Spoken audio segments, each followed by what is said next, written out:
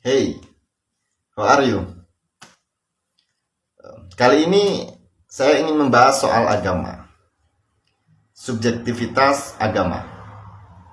Pernahkah kamu bertemu dengan seseorang yang berkeyakinan tentang agama begitu berbeda dari kita, tapi justru kehidupannya begitu damai, penuh kasih, harmoni, dan menginspirasi? Atau sebaliknya nih, pernahkah kamu mendengar atau melihat seseorang yang merasa keyakinannya paling benar, tapi justru perilakunya malah menyulut konflik atau permusuhan? Fenomena ini sering membuat kita berpikir ulang tuh.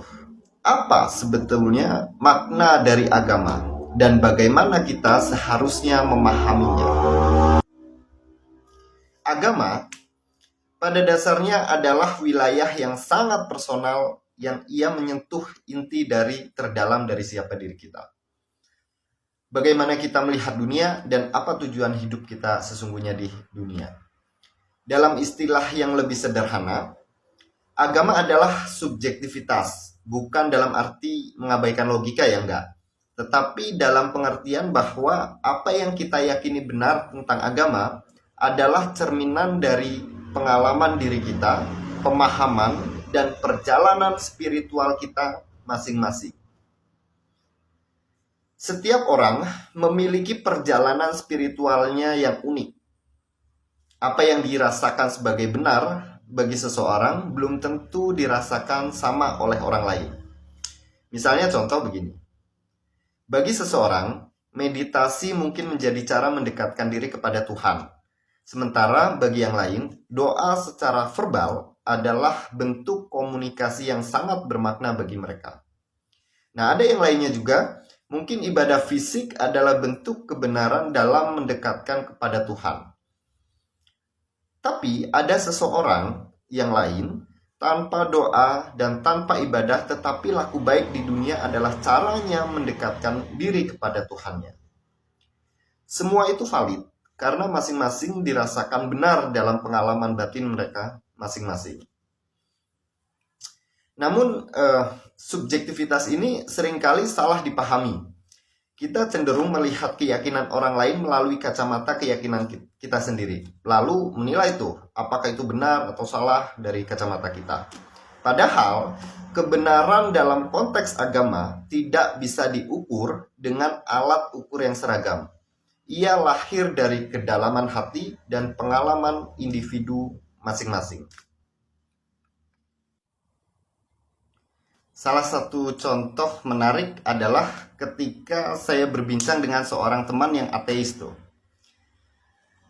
Pada waktu itu, baginya konsep Tuhan itu tidak masuk akal. Tetapi ia memiliki etika dan moralitas yang sangat luar biasa. Ia membantu sesama tanpa pamrih, hidup sederhana, dan menjaga harmoni dengan semesta. Sementara itu, saya mengenal seseorang yang begitu religius, tetapi kerap kali menghakimi orang lain dan seringkali memicu konflik dengan komunitas keyakinan lainnya. Nah, dari situlah sebetulnya siapakah di antara mereka yang lebih beragama?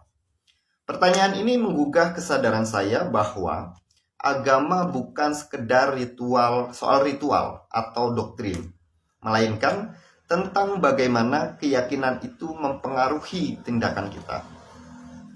Agama menjadi lebih bermakna ketika ia membantu seseorang menjadi lebih baik, lebih damai, lebih berdaya, lebih harmoni.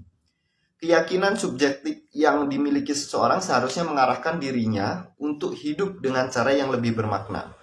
Misalnya, seseorang yang percaya pada konsep kasih universal akan berusaha mencintai dan menghormati orang lain terlepas dari perbedaan keyakinan, atau seseorang yang yakin bahwa semua makhluk adalah ciptaan Tuhan akan menjaga lingkungan dan bersikap belas asih terhadap hewan.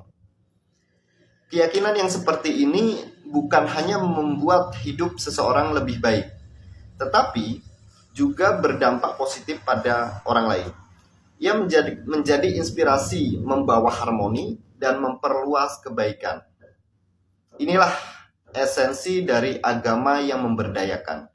keyakinan subjektif yang membawa manfaat nyata bagi dirinya sendiri maupun bagi dunia. Tetapi tidak semua keyakinan subjektif membawa manfaat tuh. Ada kalanya seseorang begitu yakin bahwa agamanya adalah satu-satunya yang paling benar, sehingga ia merasa berhak menghakimi, menindas, atau bahkan menyakiti orang lain yang berbeda pandangan dengan dia. Nah, keyakinan seperti ini justru menciptakan kekacauan dalam permusuhan. Alih-alih membawa kedamaian, ia justru menjadi sumber konflik. Misalnya, kita sering mendengar tentang konflik antar agama atau bahkan konflik internal dalam satu agama. Nah, ironisnya, konflik ini seringkali lahir dari hal-hal yang sebenarnya sangat subjektif. Misalnya contoh seperti tafsir kitab suci atau perbedaan praktik ritual. Nah, ketika keyakinan subjektif seseorang digunakan sebagai senjata untuk merendahkan atau melukai orang lain, maka keyakinan itu kehilangan esensinya sebagai jalan menuju kebaikan. Saya sering merenungkan ya, bagaimana agama dan keyakinan memiliki peran dalam hidup. Saya percaya bahwa setiap orang berhak atas keyakinannya sendiri, selama keyakinan itu membawa manfaat bagi dirinya maupun bagi orang lain. Dalam pengalaman saya, keyakinan yang paling bermakna adalah yang memupuk kasih, kedamaian, harmoni, dan rasa saling menghormati. Ada satu momen yang sangat berkesan bagi saya pada waktu itu, ketika berada di sebuah komunitas lintas agama. Saya melihat bagaimana orang-orang dari latar belakang yang sangat berbeda bisa duduk bersama, bercerita, berbagi cerita bersama, dan bekerja sama untuk membantu mereka yang membutuhkan. Tidak ada yang merasa superior, tidak ada yang memaksakan keyakinan. Mereka hanya fokus pada satu hal, yaitu menciptakan kebaikan. Momen itu mengajarkan saya bahwa esensi agama bukan terletak pada label atau doktrin, tapi melainkan pada bagaimana ia diterjemahkan dalam tindakan. Lalu bagaimana kita menyikapi subjektivitas dalam agama?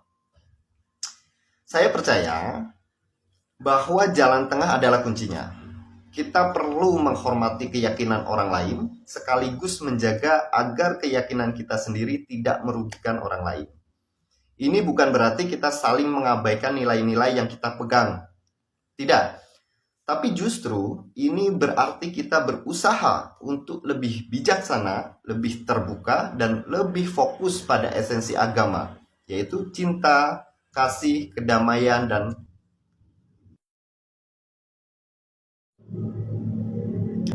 subjektivitas dalam agama bukanlah kelemahan. Ia adalah kekayaan. Ia memungkinkan kita untuk mengeksplorasi makna terdalam dari kehidupan dan menemukan cara-cara unik untuk terhubung satu dengan yang lainnya. Tetapi subjektivitas ini harus selalu diarahkan pada kebaikan. Ketika keyakinan kita membantu kita menjadi lebih baik, lebih damai, lebih memberdayakan, maka ia benar-benar bermanfaat. Tapi sebaliknya, ketika keyakinan kita justru membuat kita merugikan orang lain, maka kita perlu berhenti sejenak dan bertanya, apakah agama ini benar? Dan pada akhirnya semua, agama adalah perjalanan. Ia bukan soal mencapai tujuan, tetapi soal bagaimana kita berjalan. Selama perjalanan itu membuat kita dan orang-orang di sekitar kita lebih baik, maka kita sudah berada di jalur yang benar. See you. Bye-bye.